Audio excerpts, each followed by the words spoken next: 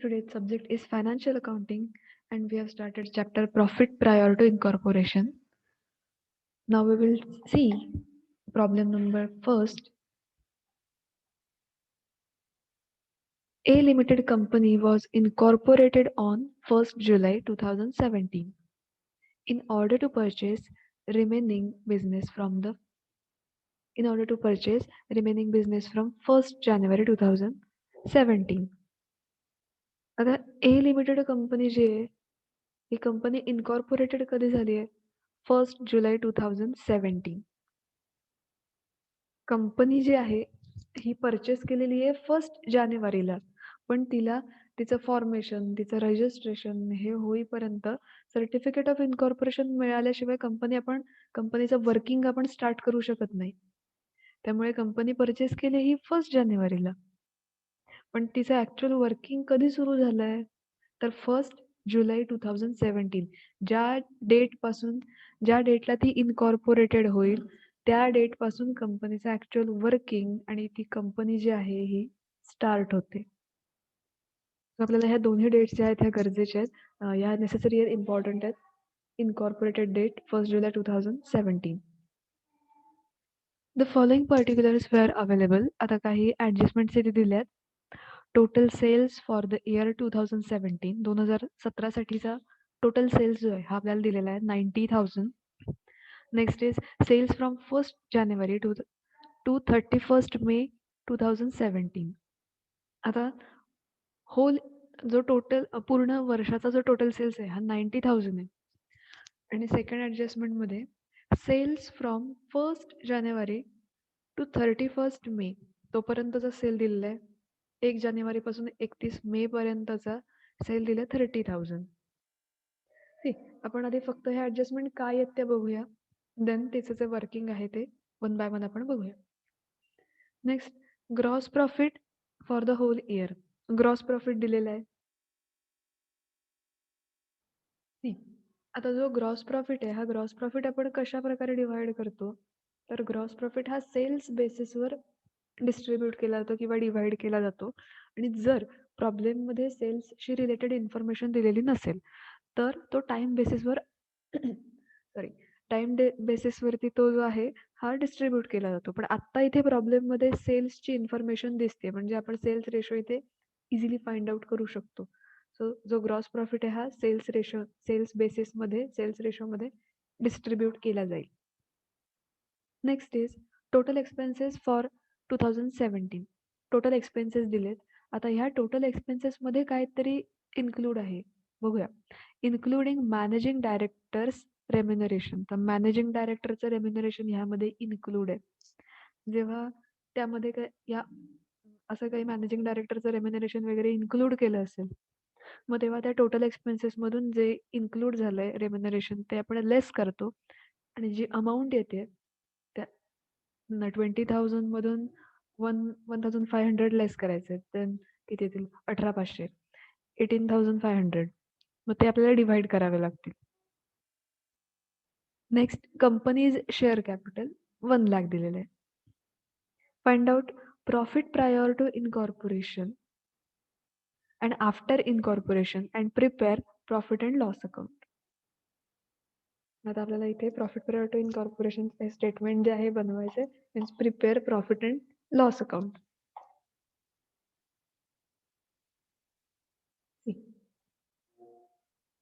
हे स्टेटमेंट आपल्याला बनवायचे, पण ते स्टेटमेंट बनवण्याच्या आधी आपल्याला जे इन्कॉर्पोरेशनच्या ज्या डेट्स दिलेले असतात ना, तर त्याच्यावरून आपल्याला time ratio and sales ratio find out करावे लागतात. तर आपण एक वर्किंग नोट जी आहे बघूया. स्क्रीन विजिबल आहे का सगळ्यांना?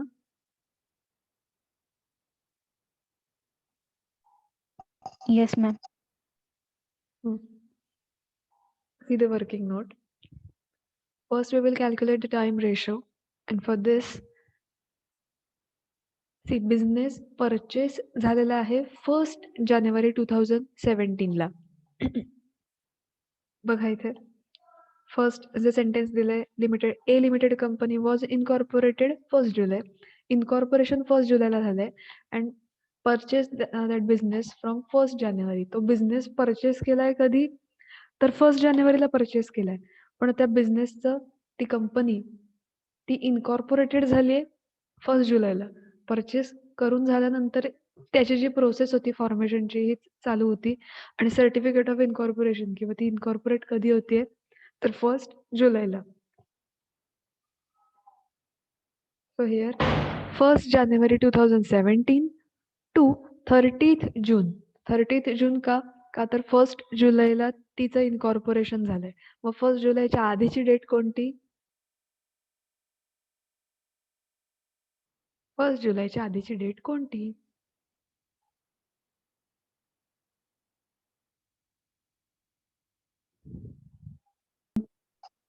हम्म. 1st जुलैच्या आधीची डेट कोणती? तर 30th जून. म्हणून आपण इथे प्री इन्कॉर्पोरेशनचा आपण जो टाइम पिरियड आहे हा इथे फाइंड आउट केला. मग प्री इन्कॉर्पोरेशनचा पिरियड किती असेल? तर 1st जानेवारी पासून 30th जून पर्यंत. Pre incorporation means before incorporation. Incorporation झालंय 1st जुलैला. जुलैच्या आधीचा टाइम पिरियड जो आहे हा प्री इन्कॉर्पोरेशन आणि 1st जुलैच्या नंतरचा जो पिरियड आहे after incorporation that is non as a post incorporation period. मग प्री इन्कॉर्पोरेशनला किती मंथ्स होते? तर मोजा. जानेवारी, फेब्रुवारी, मार्च, एप्रिल, मे, जून. 6 मंथ्स.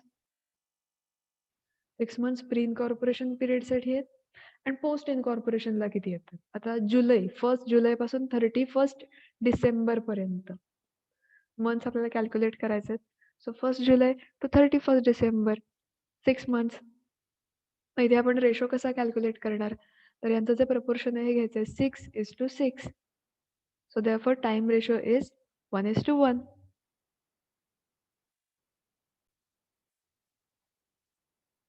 मग इथे फर्स्ट आपल्याला टाइम रेशो कॅल्क्युलेट करून घ्यायचा आहे. आपण लास्ट लेक्चरला एक लिस्ट बघितली होती बेसिस ऑफ ॲलोकेशन. सो काही असे एक्सपेन्सेस असतात की जे आपल्याला टाइम रेशोमध्ये डिवाइड करावे लागतात. काही असे एक्सपेन्सेस असतात की जे आपल्याला सेल्स रेशोमध्ये डिस्ट्रीब्यूट करावे लागतात. मग त्यासाठी आपण टाइम रेशो फर्स्ट इथे कॅल्क्युलेट करून घेतलाय. Next we will calculate the sales ratio. And for this, we need to find out here the total sales. Yes, total sales are here. Total sales for the year 2017 was rupees 90,000.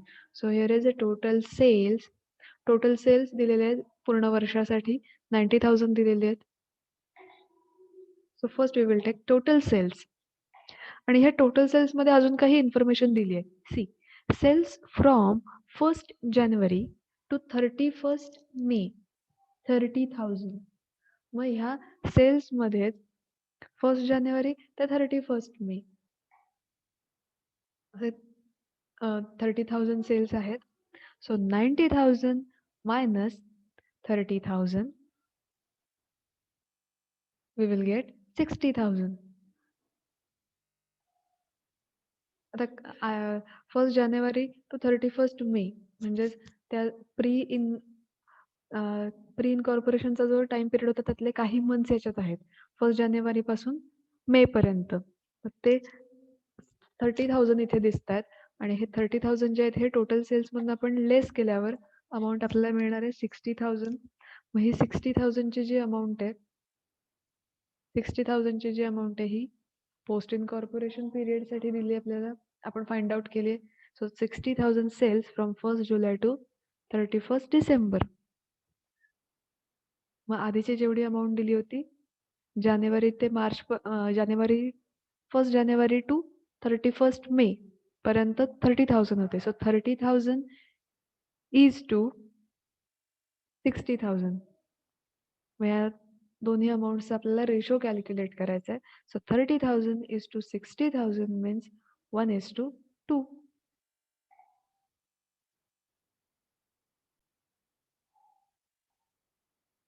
तर इथे आपण time ratio आणि sales ratio जे आहेत हे find out करून घेतले. Third adjustment आपण बघूया. Gross profit for the whole year 27,000. आता ग्रॉस प्रॉफिट आपल्याला दिलेला आहे. ग्रॉस प्रॉफिट जेव्हा दिलेला असतो ग्रॉस प्रॉफिट आपण नेहमी प्रॉफिट अँड लॉसच्या क्रेडिट साईडला रेकॉर्ड करतो बाय ग्रॉस प्रॉफिट. तसंच इथे सुद्धा आपण ते स्टेटमेंट बनवलंय, profit and loss account for the year ended 31 December 2017. मग त्याच्या सुद्धा क्रेडिट साईडला आपण ग्रॉस प्रॉफिट हा रेकॉर्ड करणार आहोत बाय ग्रॉस प्रॉफिट. पण इथे अमाऊंटसाठी 2 कॉलम्स दिसत आहेत, pre incorporation and post incorporation.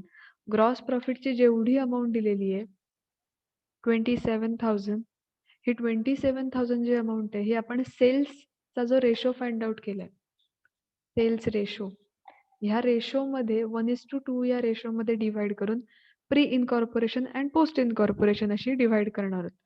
First हा जो 1 आहे हा प्री इनकॉर्पोरेशनसाठी आहे आणि हा जो 2 दिसतोय हा पोस्ट इनकॉर्पोरेशनसाठी आहे. सो 1:2. म्हणून आता ग्रॉस प्रॉफिटची अमाऊंट बघूया किती आहे, 27,000. करा डिवाइड व सेल्स रेशोमध्ये डिस्ट्रीब्यूट करा. 27,000 1:2 रेशोमध्ये कॅल्क्युलेट करा, किती येते सांगा.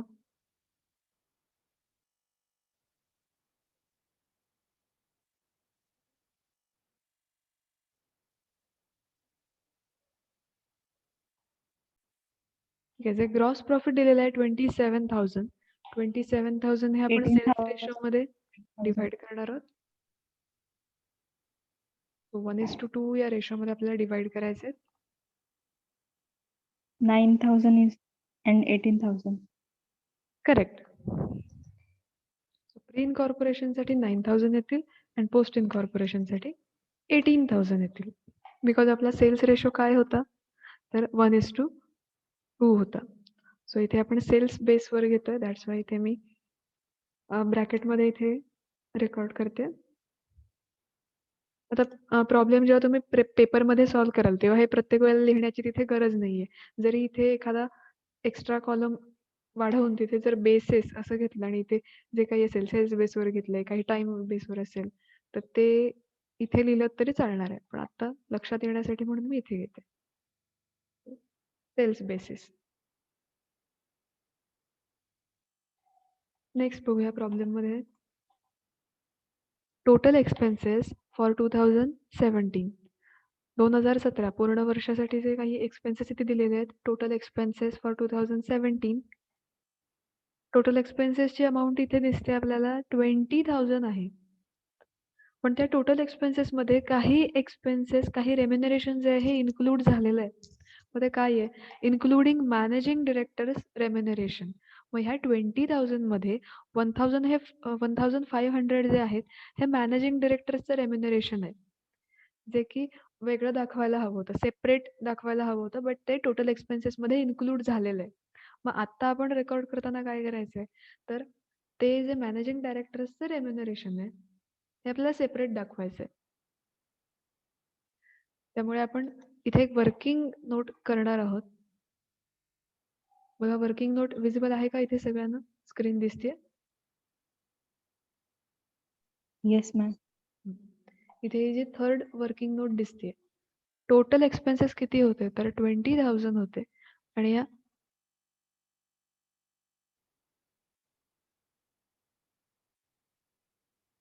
टोटल एक्सपेन्सेस मध्ये जे 1,500 रुपीज आहेत, 1,500 हे त्यामध्ये इन्क्लूड झालेत.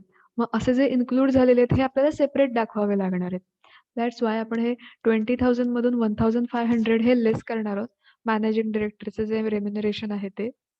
आणि आपल्याला इथे अमाऊंट किती आली टोटल एक्सपेन्सेसची, 18,500.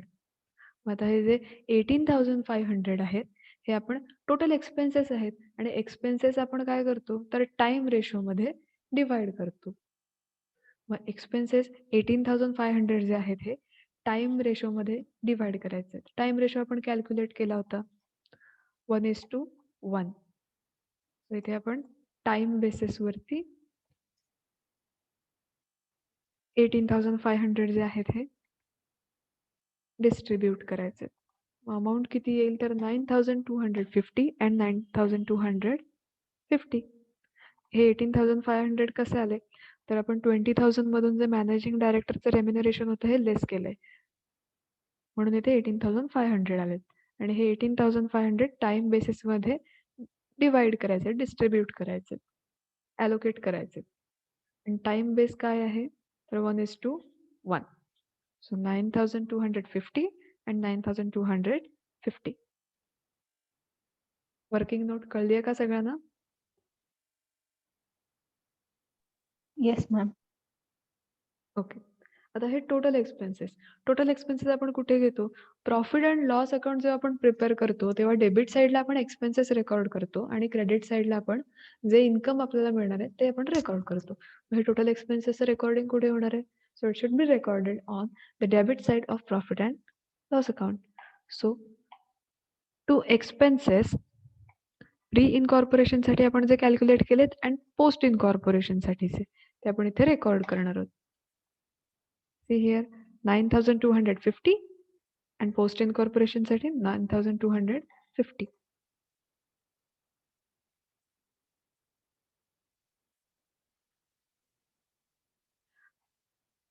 See आता आपण इथे मॅनेजिंग डायरेक्टरचं जे रेम्युनरेशन त्यामध्ये इन्क्लूड झालं होतं, हे आपण लेस केलंय.